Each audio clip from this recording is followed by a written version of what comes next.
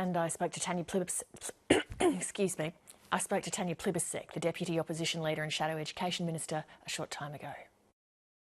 Tanya Plibersek, thank you very much for coming in. It's a pleasure. So the recent NAPLAN results showed that there hasn't been an improvement in school results in the last 2 years since the Gonski funding was introduced. Now, we know that changes take a while to be felt. From Labor's perspective, at what point do you think it would be reasonable to start to see change and improvement?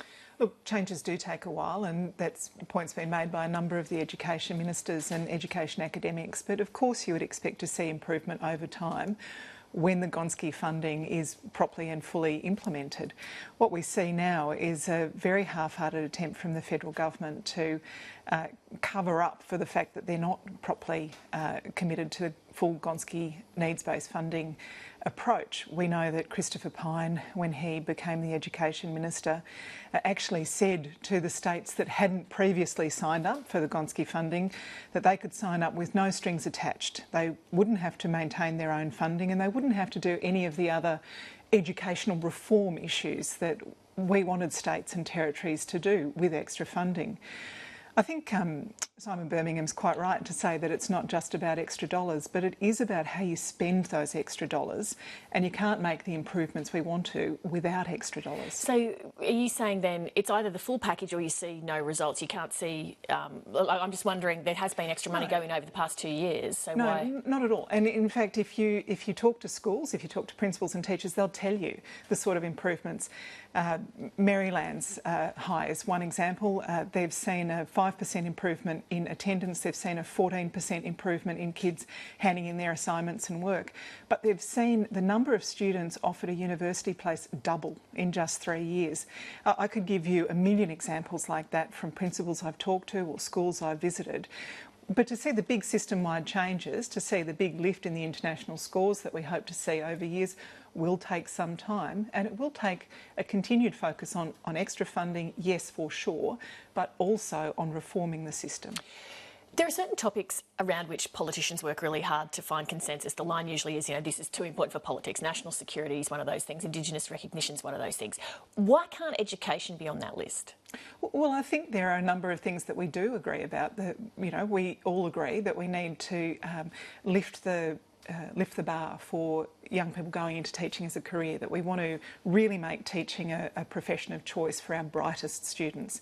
What we don't agree on is the notion that you can cut $30 billion from schools over the next 10 years and it won't have an impact. Of course it will have an impact if we rip the guts out of funding for our schools. But that money was never accounted for. You're saying we're going to rip it out. It was never there in the first place. It was 100% there, Lee. We were always going to fund years 5 and 6 of Gonski, and of course we would continue.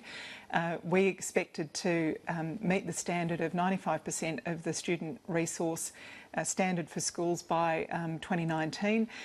We're on track to do that. 2/3 of the funding, yes, came in years 5 and 6, but we always had the commitment that we would be meeting that increase in funding. What we've seen from the Liberals is talk about being committed to needs-based funding, an implication before the 2013 election that they'd do the full 6-year Gonski funding package, and then they've fallen at the first hurdle.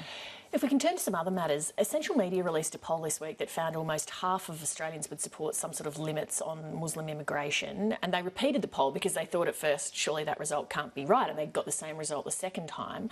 Why do you think so many Australians have that unease? Well, I think it's very important that we continue as leaders to emphasise the benefits of our strong multicultural community, and I think maybe we haven't been doing that well enough in recent times. I think there is certainly some disquiet because there have been a number of very serious, deadly, large-scale terrorist attacks by Islamic organisations or people inspired by Daesh, IS, whatever you want to call it.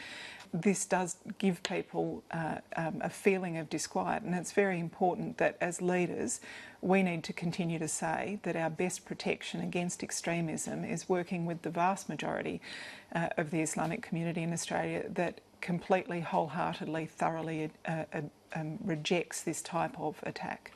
Just one final issue before we run out of time. The Liberal MP and same-sex marriage advocate Warren Entsch has called on Labor to try to sit down and negotiate over the same-sex marriage plebiscite, to come forward with a list of conditions that would satisfy you guys so that you could agree to have a national vote.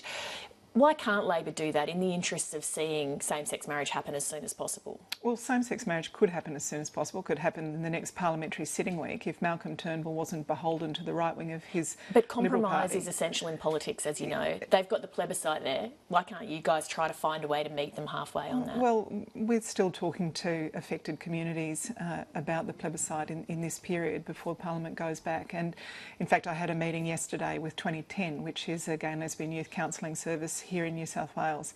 The very, very strong message I had from the young people and the counsellors I spoke to yesterday is this debate is already causing harm. It will be divisive and it will cost $200 million.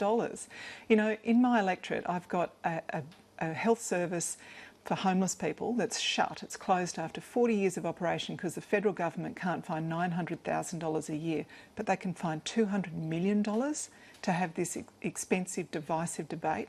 It just doesn't cut it. Tanya Plibersek, thank you very much. Thanks, Lee.